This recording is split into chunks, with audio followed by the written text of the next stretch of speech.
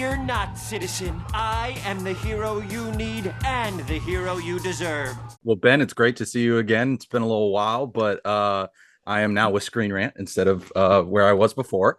And I'm excited to talk about this voicemail campaign. It sounds like such a fun little way to start the summer off. Can you tell me a little bit about how you got involved with it and what interested you in what interested you in it? Grant, my friend, lovely to see you again, of course. Topo Chico Hard Seltzer. The campaign itself, when they came to me, was such a fun idea. Basically, go to hellotopochico.com. You refresh your voicemail. We all have the same old voicemails all over, for decades. I've had the same one for decades. And the idea is Topo Chico Hard Seltzer. If you refresh your voicemail, you have the chance to win a summer supply of Topo Chico Hard Seltzer. And the fun part is there's some grand prize winners where I personally will redo your voicemail. What will I do? Who knows? I mean, you have to win. You have to go refresh that voicemail to find out. And first of all, I love Topo Chico Hard Seltzer to begin with. We have it in our house. So when this opportunity came over and I get to improvise voicemails, there's literally no, of course I said yes in an instant. I was curious about that too. If they had given, because I remember reading that it said pre-written voicemails as far as what to vote for, but I was curious how involved you were on that side of things since you are yourself a writer and very skilled in improv. Grant, I love the research. I love everything behind you. Yeah, I think it was really fun. We got to this campaign, which will start. You'll hear that I recorded some stuff for that, and then also while we were playing around and playing with the script a little bit there, we're like, oh, maybe when we do the voicemails, I'll play if we learn a little bit about people. So it'd be great. My hope is I get to play a little bit, and if not, we already have a hilarious scripts to do it. But if you ever wanted me to be your voicemail, you're gonna fall in love with Topo Chico Hard Seltzer. But now you get a little added bonus of either free Topo Chico Hard Seltzer or a voicemail from me. There's really no losing in this contest, if we can even call it that. I mean, yeah, it's a win-win either way, so everybody should dive in on it. Now you mentioned at the top that you yourself have had the same voicemail for a while, but I'm curious, so many people love voicemail gags where they'll have joke voicemails or they'll change it up every once in a while. Was there ever a time where you did that with yours? God, that's such a good question. I don't think I did it. I don't think I had it in me to do it. What I have right now, because I really do care about voicemail stuff. I feel like I've changed. Same with like ringtones. I have different songs for different people still. I must be very, very old. But my voicemail right now is Millhouse from The Simpsons telling you you've reached Ben and everything's coming up Millhouse. But I had refreshed that recently, and I had to.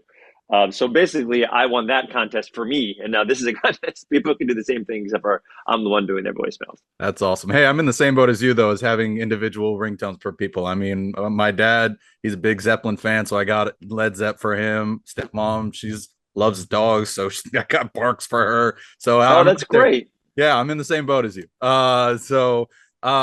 Now you mentioned that you had Millhouse for a while. I'm curious for this competition. Are you toying with the idea of doing different kinds of voices, or are you just going to Oh, stick? this is a great question. I wonder. I don't know if I can do actual characters I've done, but you think I'm afraid of doing a weird voice? You're crazy. If you think that there's not a chance, even a small chance, and Topo Chico Hard Seltzer is fine with it.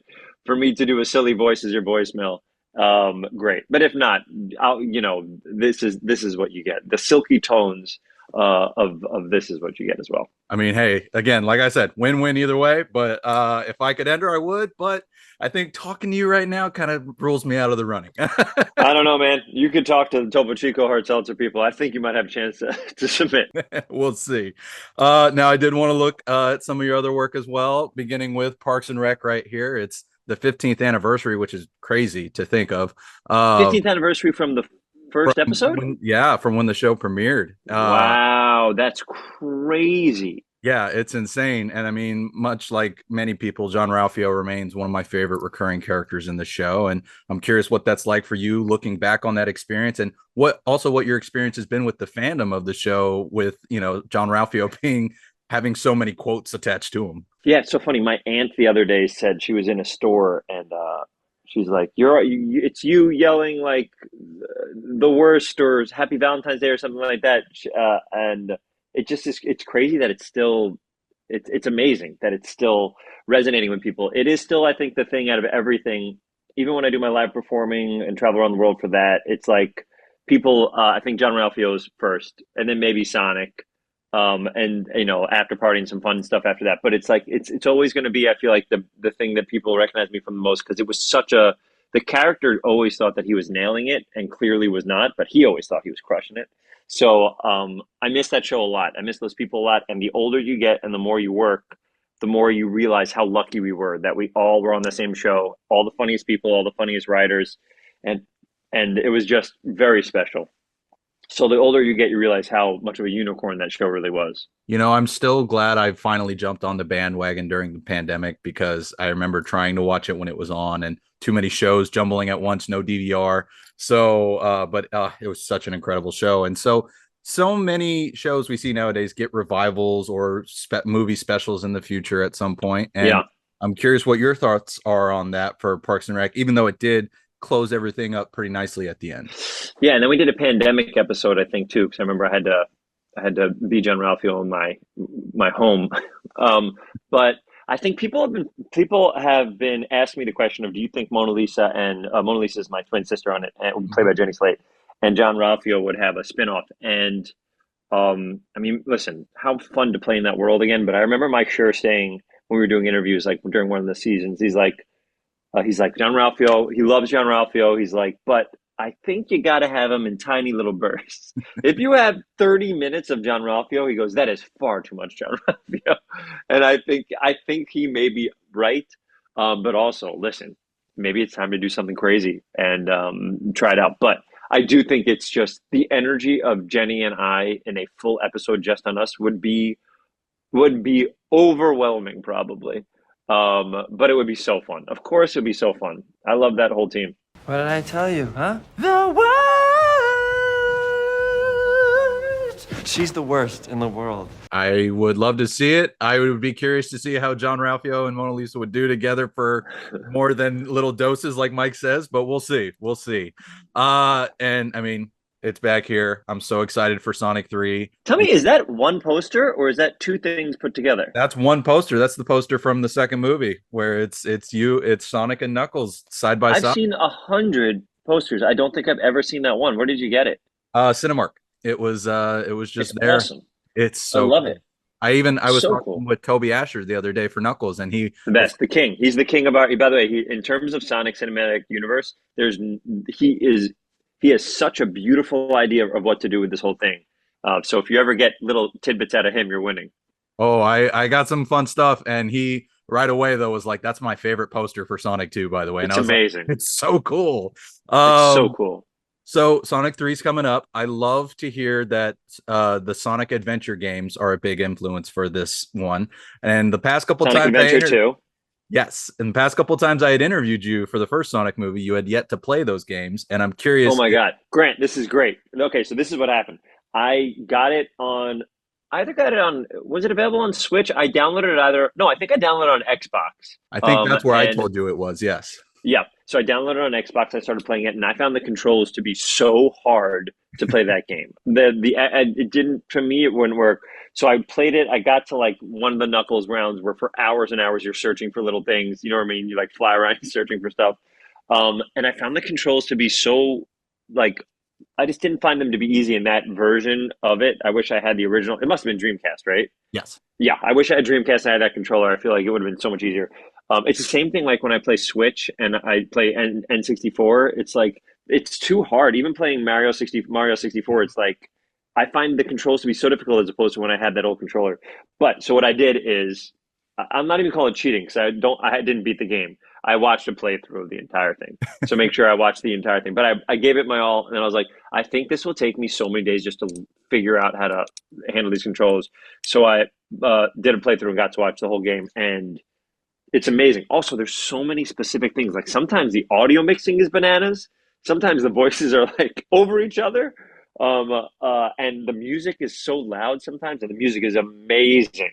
And the story is, I mean, if you played that game, Sonic Adventure 2, that game, the story is, I don't want to ruin it if people haven't seen it, but there are twists and turns in that story that are not evident in other Sonic stuff before it, I would say. So loved it. Got to watch it all. It was like watching a movie. I was like eating popcorn and loving every minute of my life.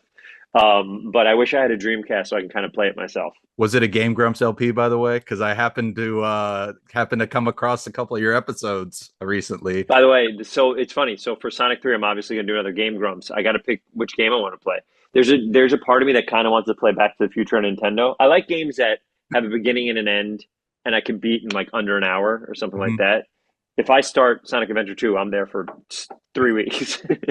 I mean, yeah, you crushed Aladdin on the Grumps. Oh, So you give me a side-scrolling SNES game, you're in trouble. Or a side-scrolling, if you give me Quackshot on Genesis, any of these things I'm gonna take down. DuckTales on regular Nintendo, what are we trying to do? Come on. I mean, hey, if that would be a cool double promotion to do that on the Grumps is play that when you got a new season coming up. I think Uh also me going through just the hardest levels I remember as a kid, like the Battletoads jet ski level was impossible. The Ninja Turtle swimming level, impossible. I think doing all that and just watching us slowly lose our mind would be wonderful. oh, absolutely. I mean, Aaron kills me every time he just starts screaming, but to have you there for the fun, it's just always great.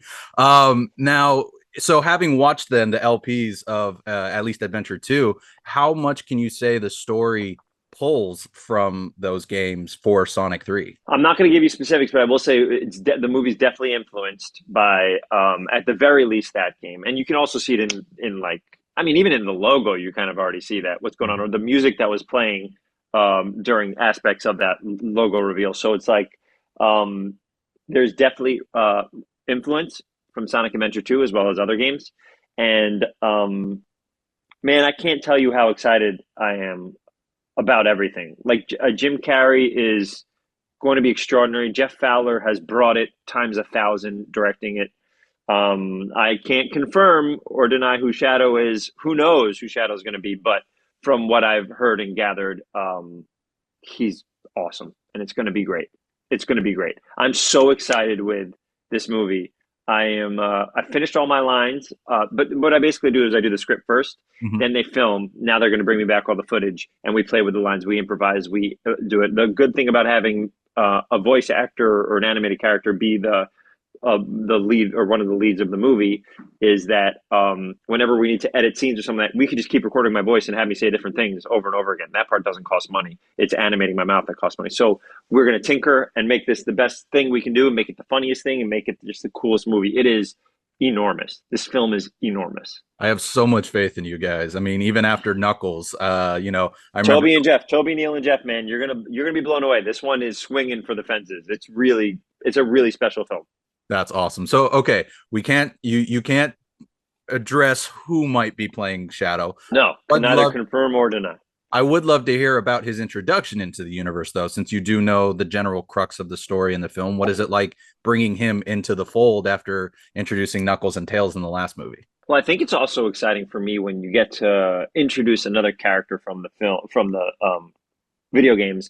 For me, it's gratifying and lovely, and also Shadow to me. And people have their rankings of which is their favorite Sonic characters. But to me, like I think we're hitting all of the A sides. We're hitting all the big hits, like all the ones that are just like extraordinary. And all these are characters also that in different games you could play as. You know what I mean? So it's it's pretty remarkable. I love the intro to him in this film, and I think fans are going to be excited. And I think fans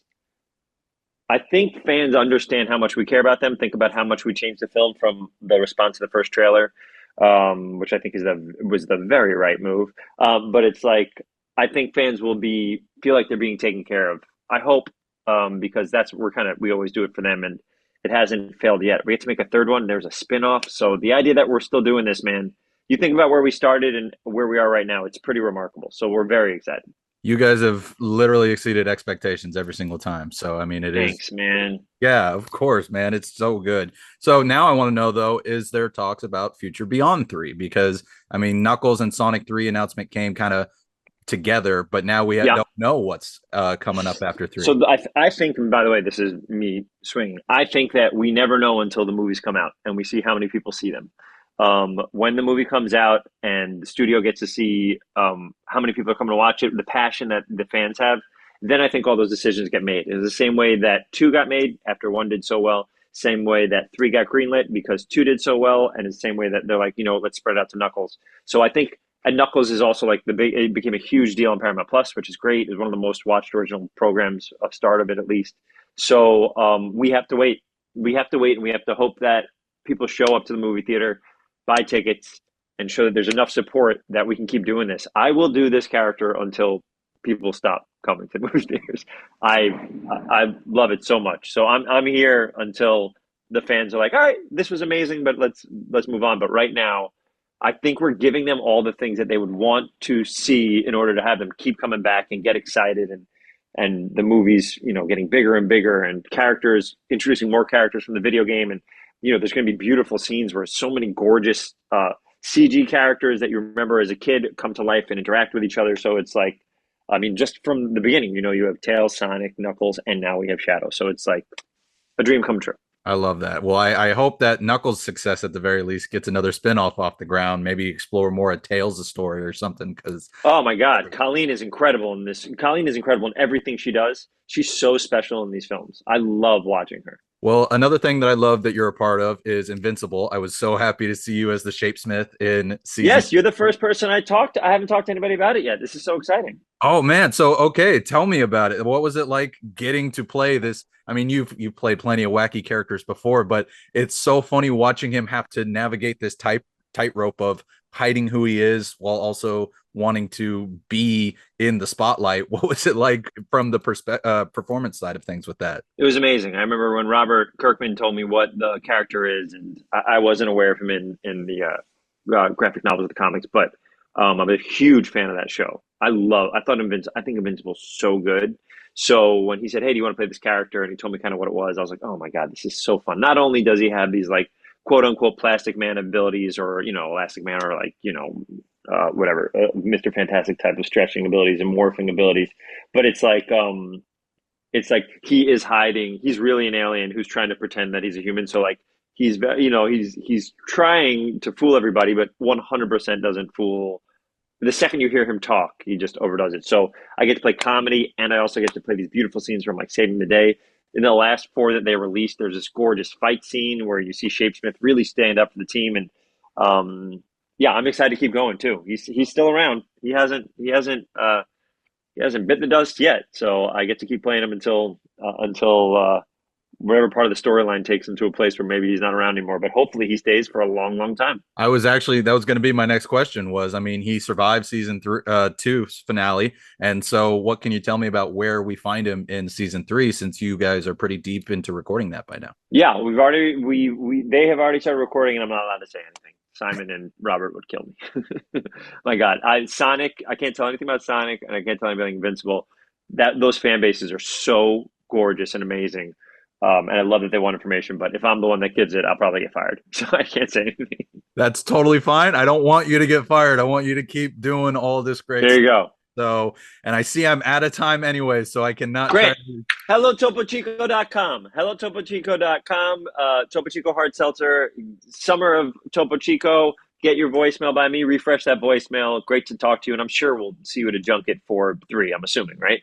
I hope so. I've been pushing for it as much as I can for this and for Knuckles. So I am all in on the Sonic universe. Great, man. I'm so happy we got to chat, man. I hope to see you in a couple months. Hope to see you then too, man. Take care. Oh, you gotta try this.